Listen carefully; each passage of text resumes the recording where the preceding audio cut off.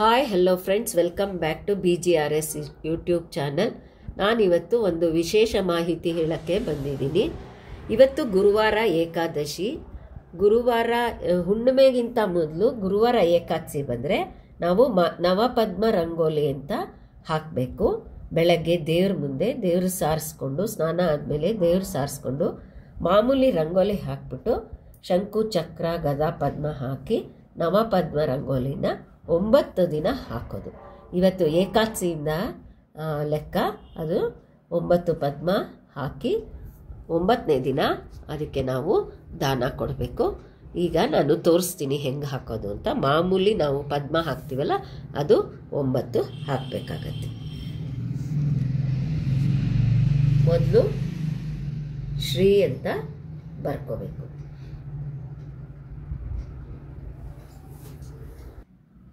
ಈ ರಂಗೋಲಿ ಹಾಕೋದು ಯಾತಕ್ಕೆ ಅಂದರೆ ರಜಸ್ವಲ ದೋಷ ಪರಿಹಾರಕ್ಕೋಸ್ಕರ ನಾವು ಇದನ್ನು ಹಾಕೋದು.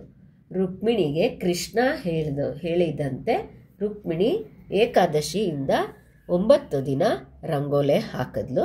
ಅದಕ್ಕೋಸ್ಕರ ಇದನ್ನು ನಾವು ಹಾಕಿದ್ರೆ ವಿಶೇಷ ಫಲ ಇದೆ.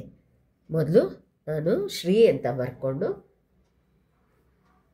ಸ್ವಸ್ತಿಕ್ ಹಾಕಿ ಒಂದು ಮಂಡಲ ಮಾಡ್ಕೊತೀನಿ.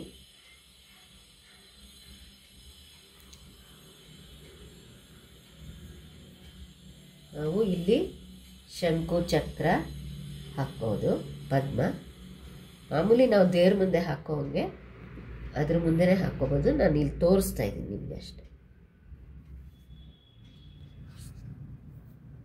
ತುಂಬ ಸುಲಭವಾದ ರಥ ಇದು.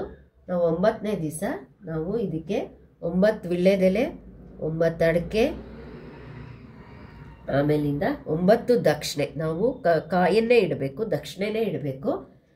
9 ದಕ್ಷಿಣೆ ಮತ್ತು 9 ಹಣ್ಣು, ರವೆ ಉಂಡೆ, ಸ್ವೀಟು, ಹಣ್ಣು, ತೆಂಗಿನಕಾಯಿ ಏನು ಬೇಕಾದ್ರೂ ನಾವು ಇದಕ್ಕೆ ಕೊಡ್ಬೋದು. ಇದು ಬ್ರಾಹ್ಮಣರಿಗೆ 9ನೇ ದಿನ ಕೊಡಬೇಕಾದ ಫಲ ಅಷ್ಟೇ. ಇದು ತುಂಬ ಸುಲಭವಾಗಿದೆ, ಇದೇನು ಕಷ್ಟ ಏನಿಲ್ಲ. ಬಟ್ ಇವತ್ತಿಂದ ನಾವು 9 ದಿನ ಹಾಕಬೇಕು. ಇವತ್ತು ಏಕಾದಶಿ ಆದ್ದರಿಂದ ನಾವು ಇದು ಬರೀ ಅರ್ಶಿನ ಕುಂಕುಮ ಹಾಕ್ತೀವಿ. ನಾಳೆ ಬೆಳಗ್ಗೆ ನಾವು ಇದಕ್ಕೆ ಮಂತ್ರಾಕ್ಷತೆ ಹಾಕಿ ಅರ್ಘ್ಯ ಕೊಟ್ಟು ಆಮೇಲಿಂದ ಹೂವು ಪೂಜೆ ಮಾಡಿ, ನಮಗೆ ಆದರೆ ಗೆಜ್ಜಸ್ತ್ರ ಹಾಕ್ಬೋದು, ದೀಪ ಹಚ್ಬೋದು. ಇಲ್ಲಾಂದರೆ ದೇವ್ರ ಮುಂದೆ ಹಾಕಿರೋದ್ರಿಂದ ಬೇರೆ ದೀಪಗಳ ಜೊತೆಗೆ ಇದಕ್ಕೂ ಪೂಜೆ ಮಾಡ್ಬೋದು. ಇದಕ್ಕೆ ಅರ್ಘ್ಯ ಮಂತ್ರ ಇದೆ, ನಾನು ಓದುತ್ತೀನಿ. ಆಮೇಲೆ ಈಗ ನೋಡಿ, ಇಷ್ಟೇ ಸುಲಭ, ಒಂದು 5 ನಿಮಿಷದಲ್ಲಿ ಹಾಕ್ಬೋದು. ಕೆಲವರು ಇದ್ರ ಜೊತೆಗೆ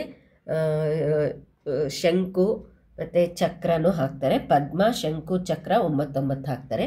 ಬಟ್ ಜಾಸ್ತಿ ಜನ ಇದನ್ನೇ ಹಾಕೋದು. ನಮ್ಮ ಮನೆಯಲ್ಲಿ ಹಿರಿಯರು ಇದನ್ನೇ ಹಾಕಿದ್ದು, ಅದರಿಂದ ನಾನು ಇದನ್ನೇ ತೋರಿಸ್ತಾ ಇದ್ದೀನಿ.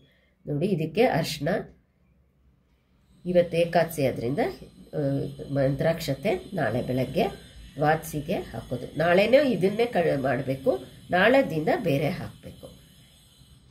9ನೇ ದಿವಸ ಇದಕ್ಕೆ ದಾನ ಕೊಡಬೇಕು ಬ್ರಾಹ್ಮಣರಿಗೆ.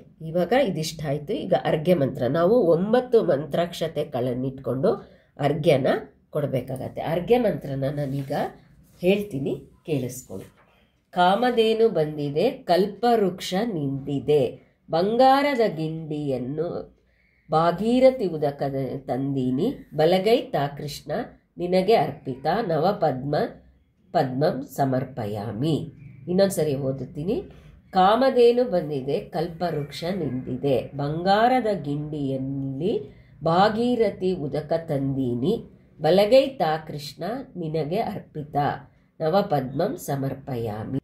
ಇದು ನಾವು 9 ಮಂತ್ರಾಕ್ಷತೆ ಇಟ್ಕೊಂಡು ಒಂದು ಉದಾಹರಣೆಯಲ್ಲಿ ನೀರು ಬಿಟ್ಬಿಟ್ಟು ಅರ್ಘ್ಯ ಮಂತ್ರನ ಹೇಳ್ಕೊಂಡು ಕೊಡಬೇಕಾಗತ್ತೆ. ಇದು ನಾನು ಡಿಸ್ಕ್ರಿಪ್ಷನಲ್ಲಿ ಈ ಅರ್ಘ್ಯ ಮಂತ್ರನ ಹಾಕ್ತೀನಿ.